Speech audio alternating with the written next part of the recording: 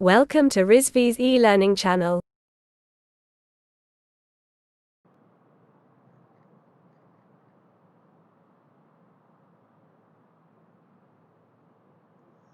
Good morning class. Heat and mass transfer subject में आज जो हम टॉपिक पढ़ने जा रहे हैं उसका नाम है general differential heat conduction equation in rectangular, cylindrical and spherical coordinate system.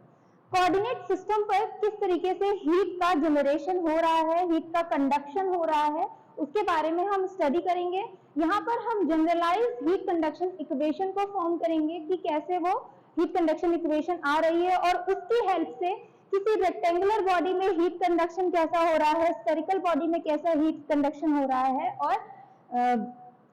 Cylindrical body में कैसे हीट का कंडक्शन हो रहा है, उसकी इक्वेशन को हम डेराइव करेंगे। इस पर्पस के लिए हमने क्या किया है कि एक वॉल्यूम एलिमेंट या एक स्मॉल सेगमेंट हमने कंसीडर किया है, जिसमें हमने ये माना है कि टेम्परेचर देने से जो हीट फ्लो हो रहा है वो किस रेट से कैसे हो रहा है और वो एक सरफेस से होते हुए दूसरे सरफेस में और फिर बाहर जब आउट हो रहा है तो हीट कंडक्शन की टोटल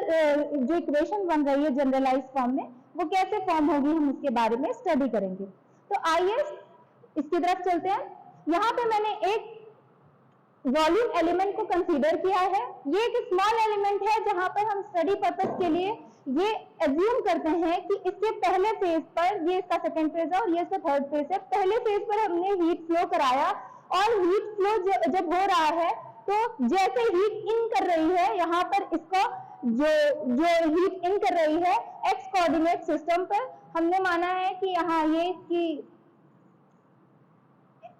इस पार्ट पर, वन पार्ट पर ए क्यू और एट एक्स रेट से हीट का फ्लो होगा और जब हीट आउट करेगी तो A Q at X plus delta X होगा, जहां पे इसकी जो आपकी डेल्टा एक्स है वो क्या है, इस वॉल्यूम एलिमेंट की थिकनेस है और यहाँ एक्स इसकी थिकनेस है और यहाँ पर आते आते एक्स प्लस डेल्टा एक्स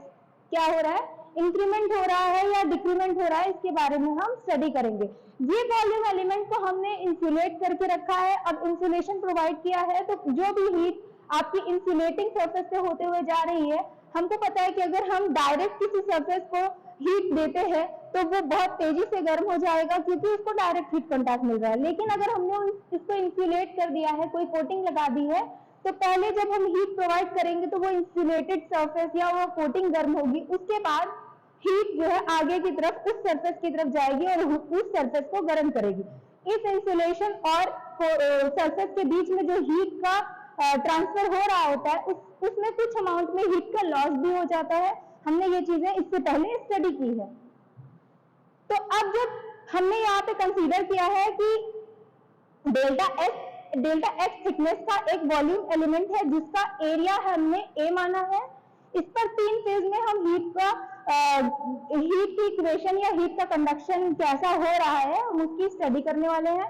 तो पहले क्या है कि ये नॉर्मल एक्स कोऑर्डिनेट एक्सिस पर हम एनर्जी बैलेंस इक्वेशन लगाएंगे। एनर्जी बैलेंस इक्वेशन ये कहती है कि जो भी आपका हीट गेन हो रहा है या हीट जो भी बॉडी को मिल रही है प्लस उस हीट की वजह से जो भी बॉडी में एनर्जी उसकी है, वो एनर्जी जो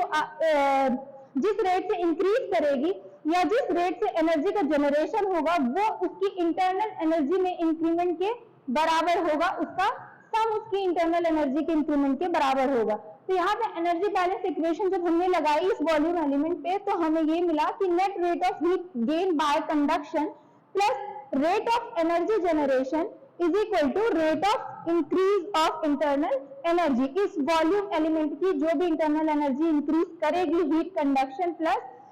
एनर्जी जनरेशन की वजह से वो उसके बराबर होगी। The net rate of heat gain by the element by conduction is given by net rate of heat. हम जब प्रोवाइड कर रहे हैं तो इस सरफेस पे जो हीट गेन हो रहा है वो क्या होगा, A Q at X minus A Q at X plus delta X. ऐसा क्यों? क्योंकि जब इस सरफेस पे डायरेक्ट हीट पड़ रही है तो ऑब्वियसली इसका जो अमाउंट होगा वो ज्यादा होगा और जब यहाँ तक आते आते कुछ तो हीट लॉस हो रहा है तो ये एलिमेंट में अमाउंट ऑफ हीट थोड़ा कम होगा इसके कंपैरिजन में, इसलिए हमने इसको माइनस किया है A Q at X plus delta X से। Now the rate of energy generation in the element having of volume A into delta X, ये इसका वॉल्यूम क्या हो जाएगा, ए इंटू इसकी थिकनेस डेल्टा एक्स। तो यहां पर हीट का जो जनरेशन हो रहा होगा वो क्या होगा, वो होगा वॉल्यूम इंटू जी। जी क्या है, जो भी रेट ऑफ एनर्जी जनरेशन है पर यूनिट वॉल्यूम आपका, वो आपका जी के वैल्यू है, और यहाँ पे हीट जनरेशन जो हो रहा होगा वो एरिया इंटू थिकनेस इंटू जी डॉट के बराबर होगा, ए डेल्टा एक्स इंटू जी डॉट, जहां पे जी डॉट जो है वो जी डॉट एट एक्स टी है, rate of energy generation per unit volume. Now turning to the phase 3, the rate of increase of internal energy of the volume element resulting from the change of temperature with unit time. कुछ time तो लगा ही होगा heat को इस phase से होते हुए यहाँ पर आने में, तो उस यूनिट टाइम में जो भी चेंजेस आ रहे हैं इंटरनल एनर्जी में उस बॉडी के, तो वहां पर इस थर्ड फेज पर जो चेंजेस आ रहे हैं और जिस रेट से हीट का जनरेशन हो रहा है वो क्या हो जाएगा, A into delta X into rho C P delta del T upon del capital T upon del T, और कैपिटल टी का जब एक्स एंड टी पे है, एक्स और टी पर है, ये क्या होगा, चेंज इन इंटरनल एनर्जी। हमें पता है कि जो भी इंटरनल एनर्जी में चेंज होता है यानी डीयू होता है, हमने थर्मोडायनेमिक्स में पढ़ा है, वो mCp डेल्टा टी के बराबर होता है, लेकिन फॉर सॉलिड्स और लिक्विड के केस में जो Cp होता है वो Cv के बराबर ही होता है। तो Cp और Cv के बराबर वैल्यू होने की वजह से यहाँ पे हमने Cp लिया हुआ है, और rho Cp del T at X T upon del T यहाँ पे थर्ड फेज पे रेट ऑफ हीट जनरेशन या हीट गेन है या एनर्जी जनरेशन है। अब हम क्या करेंगे, जो हमारा ये इक्वेशन है, इक्वेशन नंबर 1 में हम इनकी वैल्यूज को पुट करके सब्स्टिट्यूट करके उनको रीअरेंज करके जनरल हीट कंडक्शन इक्वेशन को फाइंड आउट करेंगे। तो जब हम इसकी वैल्यू पुट करेंगे तो first of all minus 1 upon A at aq x plus delta x minus aq at x upon delta x plus g dot is equals to rho cp del t of x t upon del t। हमें ये चीजें मिली equation को arrange करने पर। अब हमें पता है कि जो डेल्टा x है वो बहुत ही छोटा है, बहुत ही कम है, थिकनेस बहुत ही कम हमने अज्यूम की हुई है वॉल्यूम की, इस एलिमेंट वॉल्यूम की, तो हम इसको मान सकते हैं कि ये एकदम 0 के बराबर है। अगर हमने इसको नेग्लेक्ट किया as delta X tends to 0, तो क्या होगा, from the definition of this derivatives A Q at X plus delta X minus A Q at X upon delta X is equal to del by del X of A Q मान सकते हैं, जहां पर हमें पता है कि Q जो होता है वो minus K del T by del X होता है। Therefore, जो इक्वेशन है हम उसको ये भी लिख सकते हैं रिड्यूस करके 1 बाई ए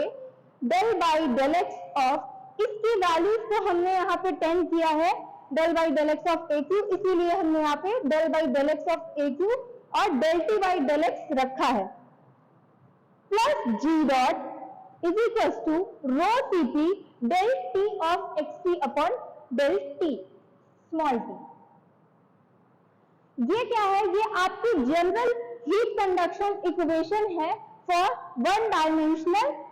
हीट कंडक्शन जब हो रहा हो एक ही डायरेक्शन में, एक्स की डायरेक्शन में हीट का कंडक्शन हमने माना है, तो एक्स की डायरेक्शन में या केवल एक डायरेक्शन में जब हीट का ट्रांसफर या हीट का कंडक्शन हो रहा हो, तो उसके लिए ये आपकी जनरलाइज्ड हीट कंडक्शन इक्वेशन है फॉर वन डायमेंशन।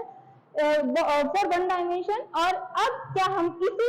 इसी जनरलाइज्ड हीट कंडक्शन इक्वेशन की हेल्प से वैल्यूज को पुट करके for rectangular coordinate, for spherical और फॉर सिलेंड्रिकल कोऑर्डिनेट्स के लिए,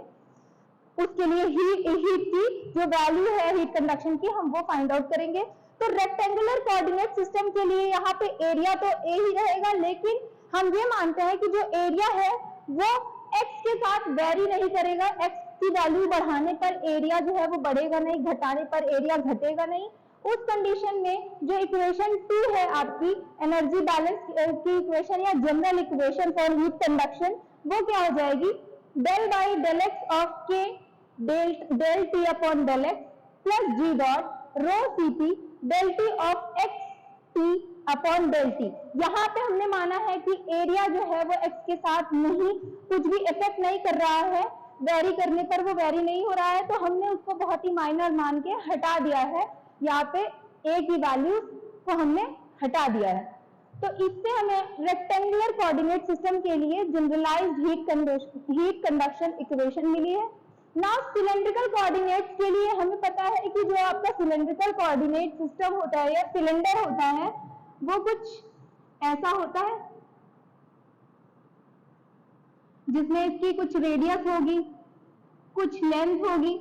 तो उस रेडियस और लेंथ की वजह से जो इसका एरिया होगा वो भी चेंज हो जाएगा। तो एरिया यहाँ पे जो आएगा वहां पे x की वैल्यू r के बराबर होगी, जो यहाँ पे x की डायरेक्शन में मूवमेंट हो रहा है तो वो r के बराबर होगा, r is equal to X और x is equal to r।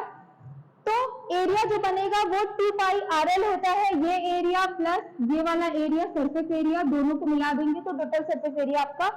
आएगा। और 2 पाई RL area cylindrical coordinate system में होता है या सिलेंडर का एरिया होता है। अब यहाँ से हम देख सकते हैं कि जो एरिया है वो डायरेक्टली प्रोपोर्शनल है रेडियस के। तो इस कंडीशन में जो आपकी हीट की इक्वेशन बनेगी या इक्वेशन 2 टेंस होगी, यहाँ पे हम वैल्यू को पुट करेंगे, ए की जगह r पुट हो जाएगा तो 1 बाई ए है तो 1 by R del by del X del by del are,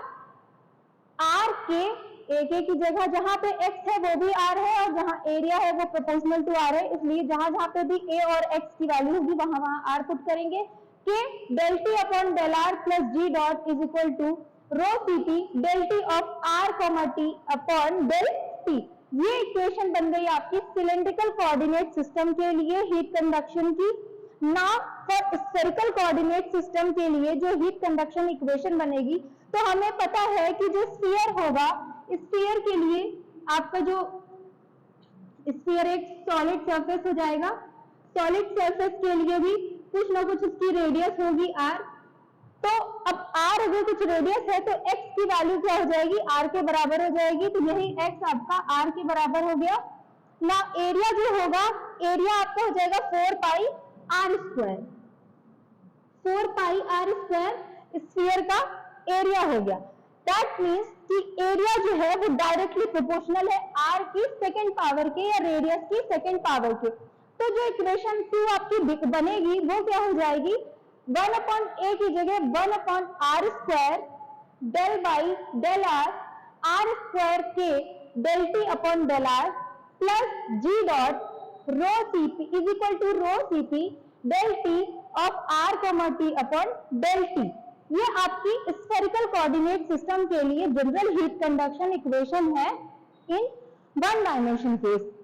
अब ये तीनों ही हीट कंडक्शन की जो इक्वेशन है वो या जो आपकी जनरल हीट कंडक्शन की इक्वेशन है वो उसको रिफ्लेक्ट कर रही है। तो इन तीनों केस में हम जो सिलेंड्रिकल या रेक्टेंगुलर या स्फेरिकल कोऑर्डिनेट सिस्टम है उसके लिए इस पूरी इक्वेशन को हम एक जनरलाइज्ड फॉर्म में लिख सकते हैं, जिसमें हम वैल्यूज को पुट आउट करके या एरिया की और x इक्वल टू r की वैल्यू को पुट आउट करके वहां से हम इस फॉर्मूले की हेल्प से बाकी और सिस्टम्स के हीट कंडक्शन इक्वेशन को फाइंड आउट कर सकते हैं। तो ये एक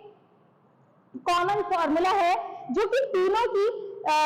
की हीट कंडक्शन इक्वेशन को रिफ्लेक्ट कर रहा है, जहां पे हमने लिखा है 1 बाई आर की पावर n। अब r की पावर n है तो जहां जहां r है वहां पे इसकी r की पावर a है सिलेंड्रिकल कोऑर्डिनेट के लिए और स्फेरिकल के लिए r की पावर 2 है, जबकि रेक्टेंगुलर कोऑर्डिनेट के लिए कोई r की पावर ही नहीं है तो r की पावर हम 0 लिखेंगे रेक्टेंगुलर कोऑर्डिनेट में, और r की पावर 0 या किसी भी नंबर की किसी भी वेरिएबल की पावर 0 का मतलब होता है 1, जो कि हमने मैथ्स में पढ़ा है। इफ a की पावर 0 दैट मींस 1।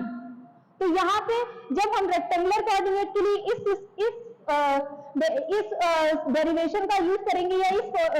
इक्वेशन का यूज करेंगे तो हम r की वैल्यू 0, r की पावर में n की वैल्यू 0 रखेंगे तो ये पूरा आपका जो फैक्टर है वो 0 हो जाएगा, सॉरी 1 हो जाएगा। प्लस अब 1/r की power 0 is equal to 1 del by del R del by del X, क्योंकि r is equal to X है फॉर रेक्टेंगल के लिए और स्फेरिकल और सिलेंडर के लिए r ही है। फिर ब्रैकेट में r की power n, again for rectangle के लिए n की वैल्यू 0 है तो r की वैल्यू 1 हो जाएगी। k del T by del R plus G dot is equal to rho C T del T by del T. अब यहाँ पे डेल टी आपको डिपेंड करता है एट एक्स टी है, रेक्टेंगल के लिए आर टी है, सिलेंड्रिकल के लिए स्फेरिकल के लिए भी आर टी है। तो आप वो चीजें यहाँ पे मेंशन करके रख सकते हैं और ये एक जनरल इक्वेशन है फॉर 3 ऑफ दी इक्वेशंस। तो ये आपकी हो गई general differential heat conduction equation for spherical, cylindrical and rectangular coordinate system. तो आज के लिए बस इतना ही। Thank you class. Welcome to Rizvi's e-learning channel.